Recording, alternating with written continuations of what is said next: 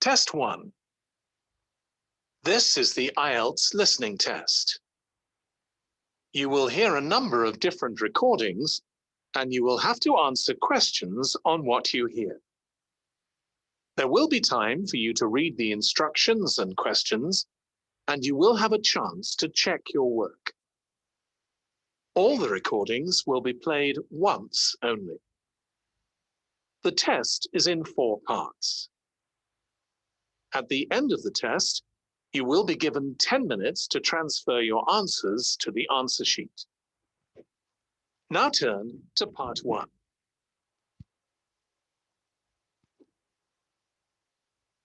Part 1. You will hear a woman phoning a friend to get information about a job agency. First, you have some time to look at questions 1 to 5.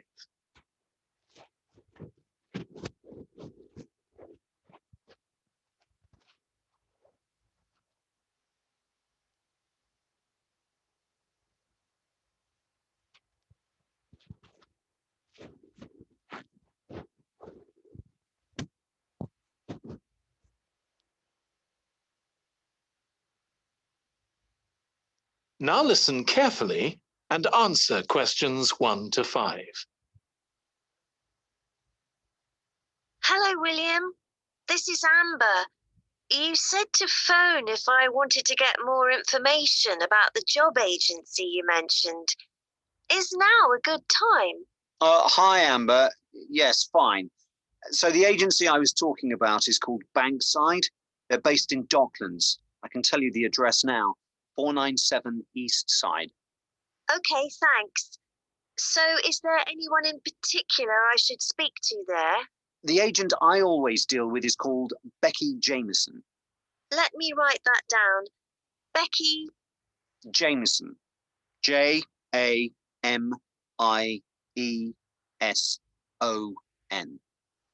Do you have her direct line? Yes, it's in my contacts somewhere. Right, here we are. 07866 510 333.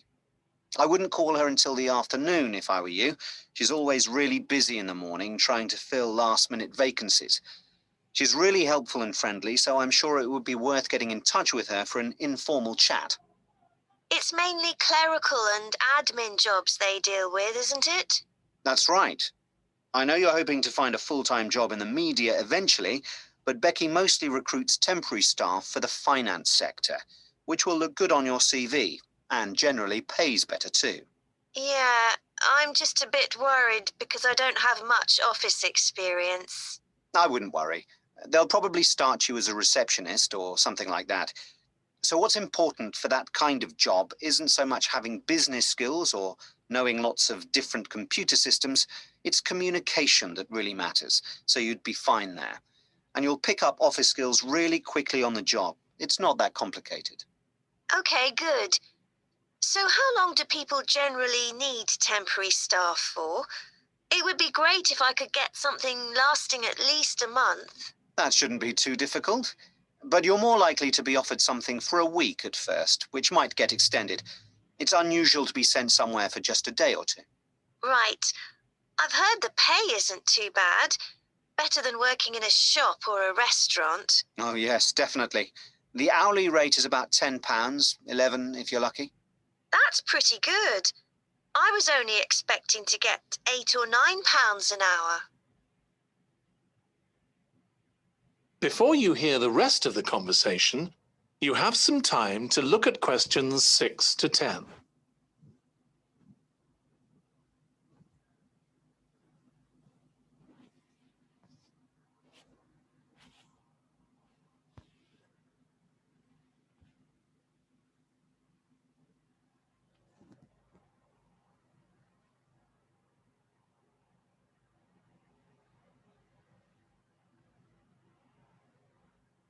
Now listen and answer questions 6 to 10.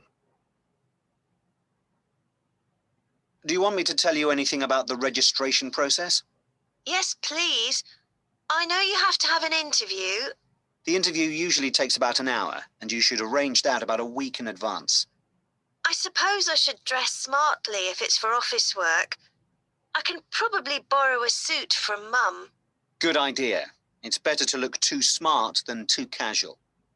Will I need to bring copies of my exam certificates or anything like that? No, they don't need to see those, I don't think. What about my passport? Oh yes, they will ask to see that. Okay. I wouldn't get stressed about the interview, though. It's just a chance for them to build a relationship with you, so they can try and match you to a job which you'll like. So there are questions about personality that they always ask candidates, fairly basic ones, and they probably won't ask anything too difficult, like what your plans are for the future. Hope not.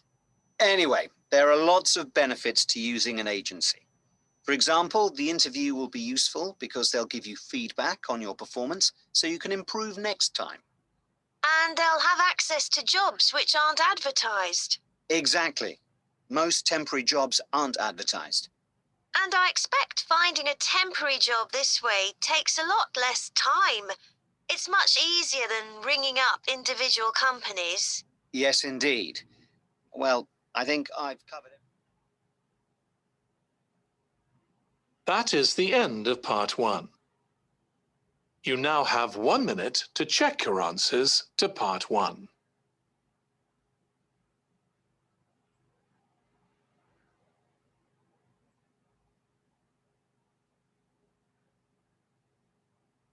Part 2. You will hear a woman giving a presentation about a holiday on an island in Britain that her company organizes. First, you have some time to look at questions 11 to 14.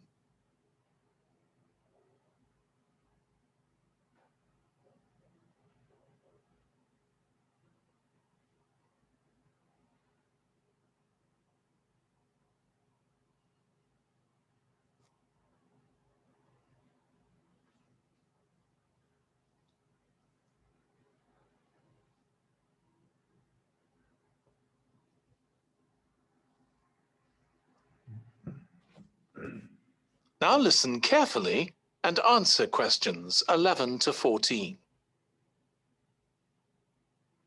Good morning. My name's Erica Matthews, and I'm the owner of Matthews Island Holidays, a company set up by my parents. Thank you for coming to this presentation, in which I hope to interest you in what we have to offer. We're a small family-run company, and we believe in the importance of the personal touch. So we don't aim to compete with other companies on the number of customers. What we do is build on our many years' experience, more than almost any other rail holiday company, to ensure we provide perfect holidays in a small number of destinations, which we've got to know extremely well. I'll start with our 6-day Isle of Man holiday.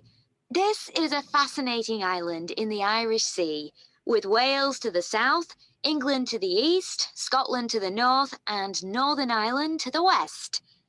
Our holiday starts in Heysham, where your tour manager will meet you. Then you'll travel by ferry to the Isle of Man. Some people prefer to fly from Luton instead, and another popular option is to go by train to Liverpool and take a ferry from there. You have 5 nights in the hotel, and the price covers 5 breakfasts and dinners, and lunch on the 3 days when there are organised trips. Day 4 is free, and most people have lunch in a cafe or restaurant in Douglas.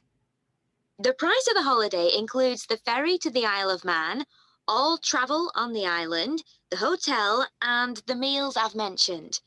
Incidentally, we try to make booking our holidays as simple and fair as possible. So, unlike with many companies, the price is the same whether you book 6 months in advance or at the last minute, and there's no supplement for single rooms in hotels. If you make a booking, then need to change the start date, for example because of illness, you're welcome to change to an alternative date or a different tour for a small administrative fee. Before you hear the rest of the talk, you have some time to look at questions 15 to 20.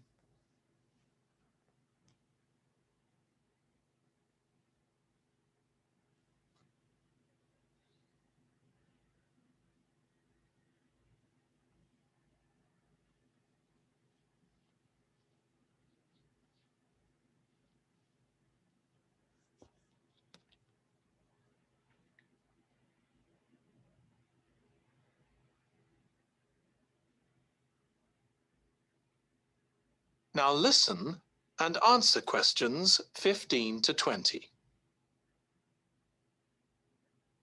Okay, so what does the holiday consist of? Well, on day 1, you'll arrive in time for a short introduction by your tour manager, followed by dinner in the hotel. The dining room looks out at the river, close to where it flows into the harbour, and there's usually plenty of activity going on.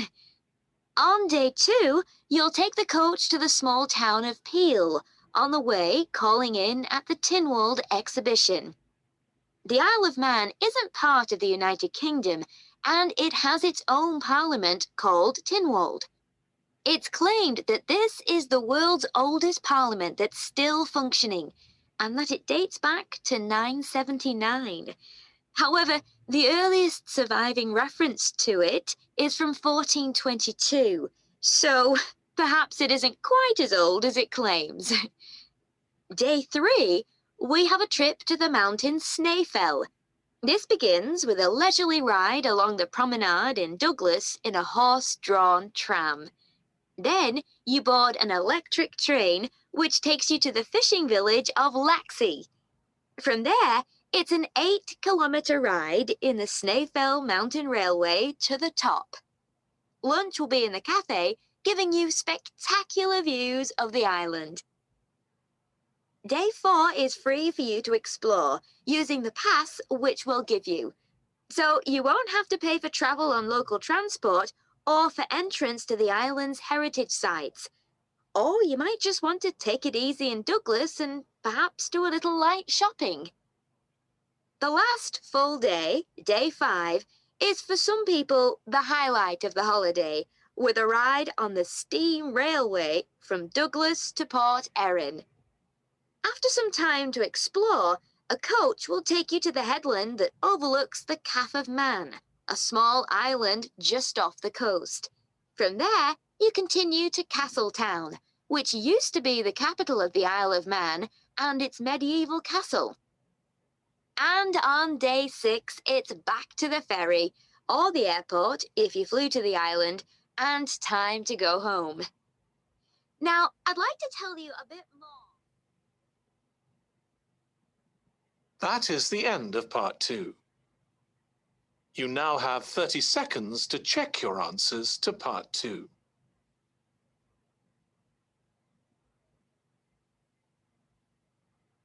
Part 3. You will hear 2 psychology students discussing the effects of the order in which the children in a family are born. First, you have some time to look at questions 21 to 26.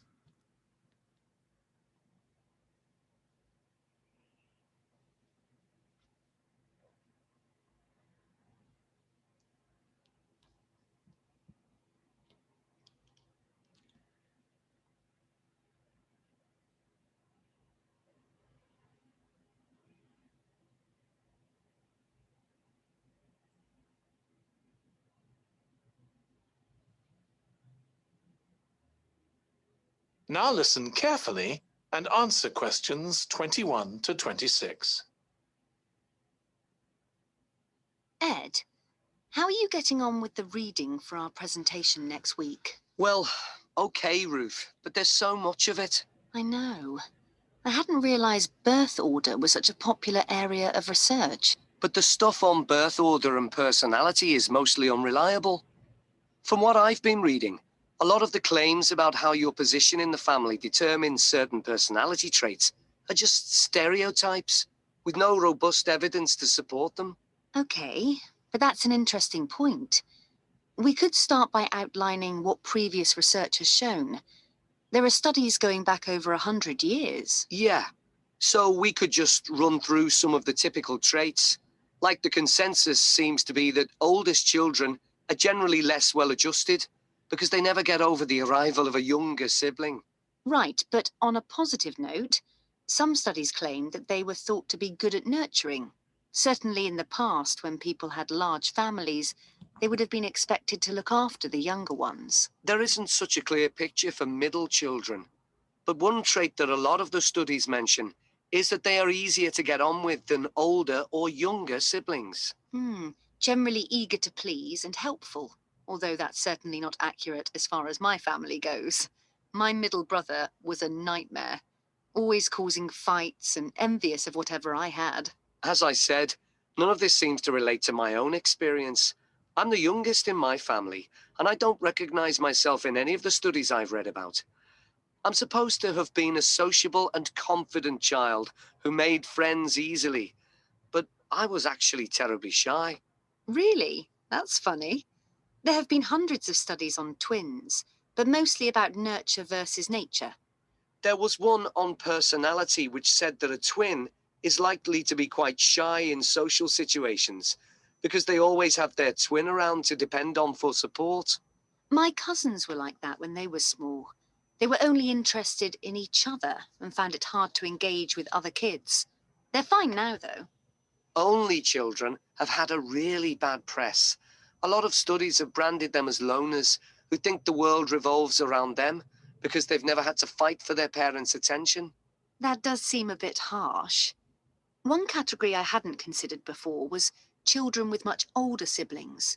A couple of studies mentioned that these children grow up more quickly and are expected to do basic things for themselves, like getting dressed. I can see how that might be true, although I expect they're sometimes the exact opposite, playing the baby role and clamoring for special treatment. Before you hear the rest of the discussion, you have some time to look at questions 27 to 30.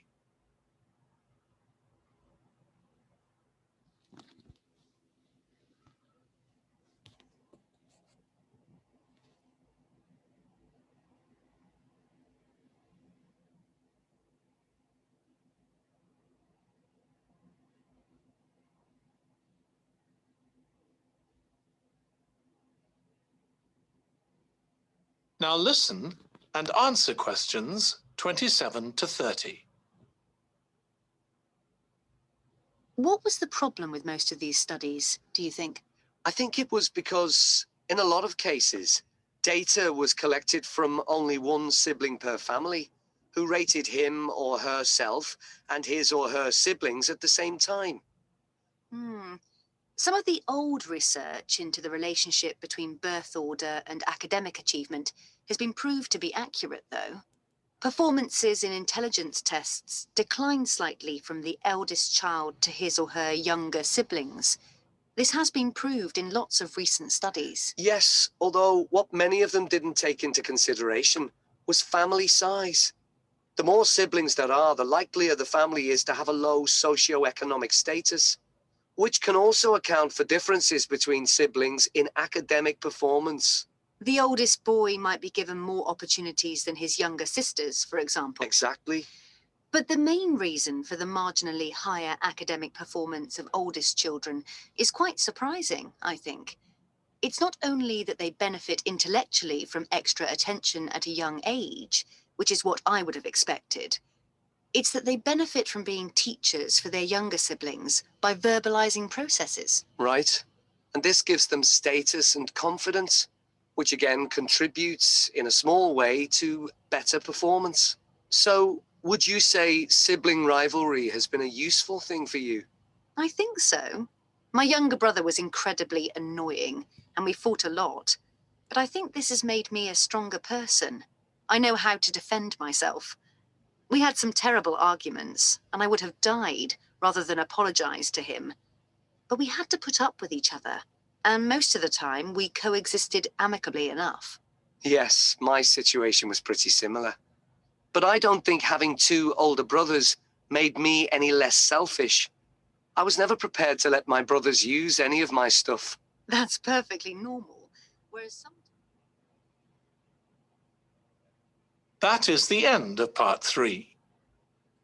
You now have 30 seconds to check your answers to part 3.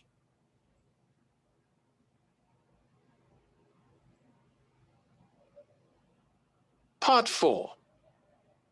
You will hear a student giving a presentation about a type of tree known as the eucalyptus, which is common in Australia. First, you have some time to look at questions 31 to 40.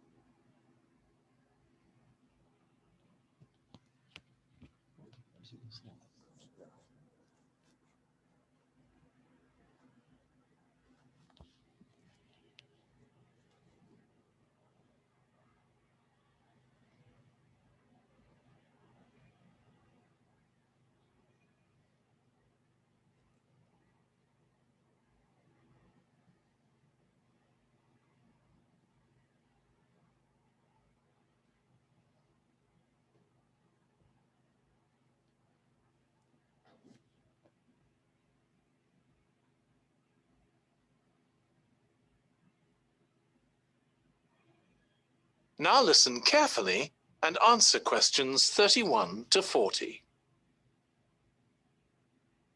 Today, I'm going to talk about the eucalyptus tree. This is a very common tree here in Australia, where it's also sometimes called the gum tree. First, I'm going to talk about why it's important. Then I'm going to describe some problems it faces at present. Right, well, the eucalyptus tree is an important tree for lots of reasons. For example, it gives shelter to creatures like birds and bats, and these and other species also depend on it for food, particularly the nectar from its flowers. So it supports biodiversity. It's useful to us humans too, because we can kill germs with a disinfectant made from oil extracted from eucalyptus leaves. The eucalyptus grows all over Australia, and the trees can live for up to 400 years.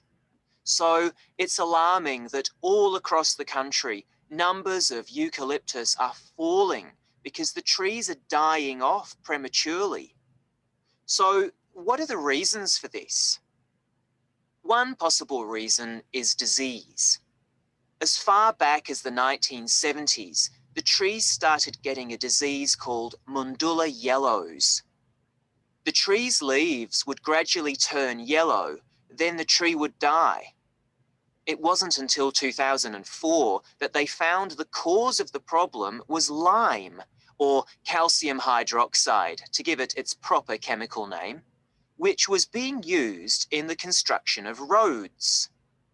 The lime was being washed away into the ground and affecting the roots of the eucalyptus trees nearby. What it was doing was preventing the trees from sucking up the iron they needed for healthy growth. When this was injected back into the affected trees, they immediately recovered. But this problem only affected a relatively small number of trees. By 2000, huge numbers of eucalyptus were dying along Australia's east coast of a disease known as bell miner-associated dieback. The bell miner is a bird, and the disease seems to be common where there are high populations of bell miners. Again, it's the leaves of the trees that are affected. What happens is that insects settle on the leaves and eat their way round them, destroying them as they go, and at the same time, they secrete a solution which has sugar in it. The bell miner birds really like this solution, and in order to get as much as possible, they keep away other creatures that might try to get it. So these birds and insects flourish at the expense of other species, and eventually so much damage is done to the leaves that the tree dies.